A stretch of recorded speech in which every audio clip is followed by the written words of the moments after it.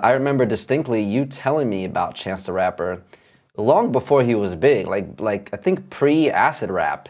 You were telling Yeah, me about him when you yeah. were working with him in Chicago. How did that start, and what was that journey like?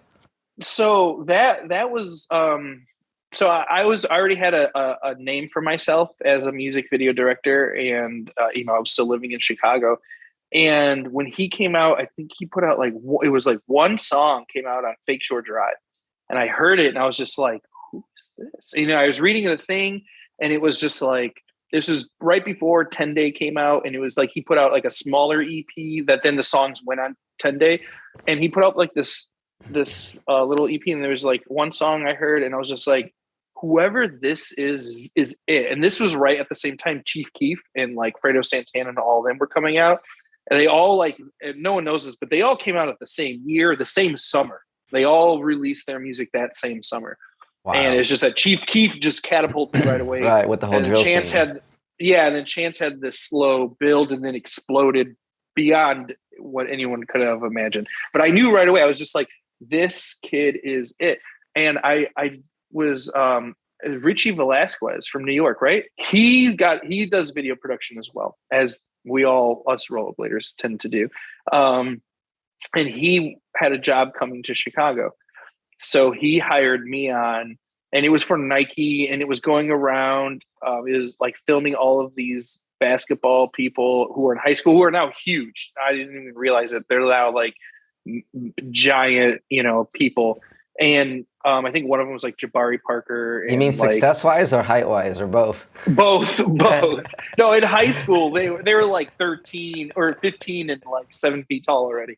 But yeah, so Nike had this thing where they came to Chicago and then filmed all of these like top high school basketball players, and we went to their neighborhoods, did like a whole like interview and documentary with each little thing, and they needed music. And there was this one song out with Vic Mensa and Chance the Rapper called Family. And it was like, and then my friends, Blended Babies, they produced it. So I was just like, oh, I can probably get permission for Nike to use this song. And that's how but then I found out it was Chance's song. So then I had to go through Chance. So it was me trying to, it was funny because I learned later after we did connect, was at that same time, Chance was trying to figure out how to get a hold of me because he wanted me to do one of his music videos. And then I was looking for, man, at that time he had like 3 different managers. And like, so I'm like finding who his managers are and sending these emails out and like trying to connect Nike with them. And like, it just wasn't happening because of, they were brand new, like he was Right, still in high right. school. Like he didn't, like no one was checking their emails.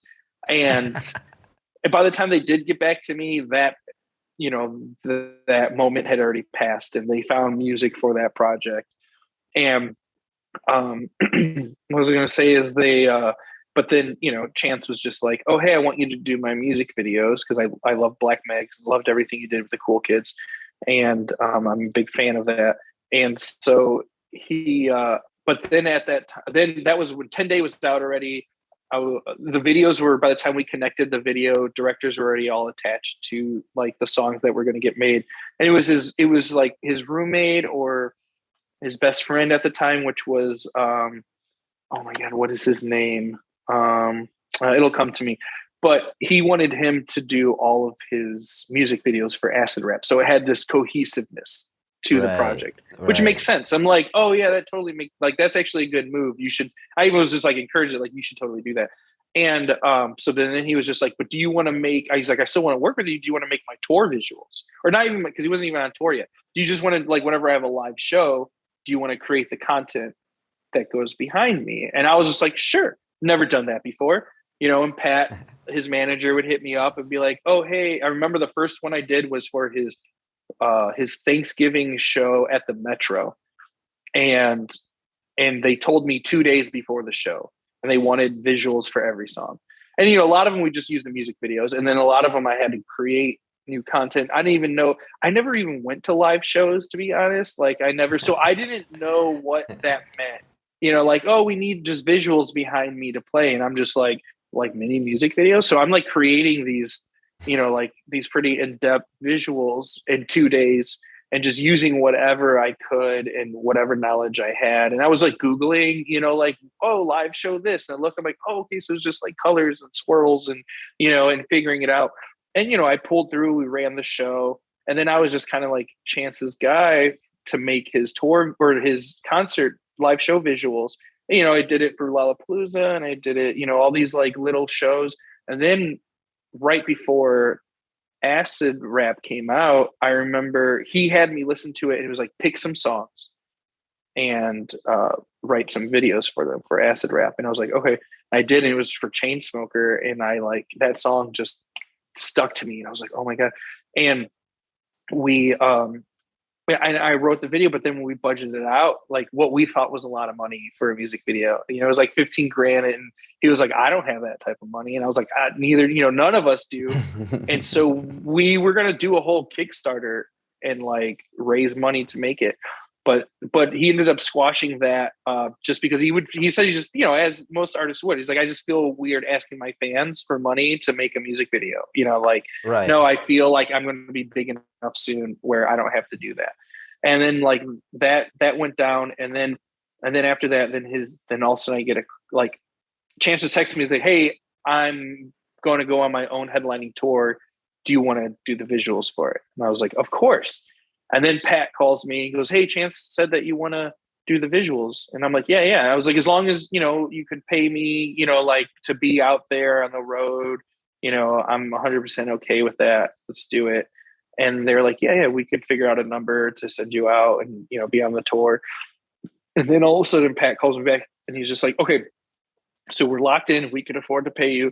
But if you come on tour, you also have to program the lighting and you have to build the stage every night. And then there's not even design. You need to do the stage design and then you need to make all the content. And I was just like, wait, I'm a music video director. I don't even go to live shows. So I don't even know what that means. Like I go to live shows, but they're always like underground, basement shows or loft parties or raves, which is a totally different production, right? Like those are two different worlds. And so, I was just like, all right, yeah, let's do this. And I figured it out somehow magically. We brought in who's now my business partner, Mike Apostolos. Someone had knew him and he was still in high school at that time too. And so he couldn't even come on the road with us, but he was one of those like child prodigies that figured out like when I was younger, when he was like 13, he was like, he went to his first concert and was like, wait, what? This is what I want to do for the rest of my life. And at 13, he started seeking that out. And I remember he was telling me like when he was 14 or 15, before he was legally allowed to work, he found like the sleaziest rental house in Chicago that'll let him come and start working. And they like didn't pay him. He would just come and work and learn, fixing the lights, cleaning the cords, setting up stuff. And then by the time, he was like 18, he knew his shit. So he came in and gave me a crash course. He was just like, oh, this is how you run the, your DMX to this one. This is how you address the lights to the program. This is how you program them. And then like he was helping me, we're coming up with ideas, and we continue working together. And we have a company together now called Four Line Creative, where we were blessed. We thought like our whole world was collapsing when COVID happened because we're a live events company. But luckily I had the TV background and we just pivoted to doing everyone's late night performances. And I had all the connections to all the guys to film everything and to get it done. And luckily, all of COVID, we were working. We did a lot of big, we did 2 Gucci Mane songs. We did a bunch of Pooh Shiesty, Lil Durk, who else? Oh, a ton of Jennifer Hudson stuff. She's amazing. Wow. And we did all these different performances for all these award shows and late night shows and Ellen, and we did Billie Eilish. Yeah, I mean, like that's amazing. Me, Chance calling me up and just being like, hey, do this. I know you could do it. Figure it out. And I remember I went on that first tour and I remember the third show, I was just like, fuck music videos. Like, this is where it's at.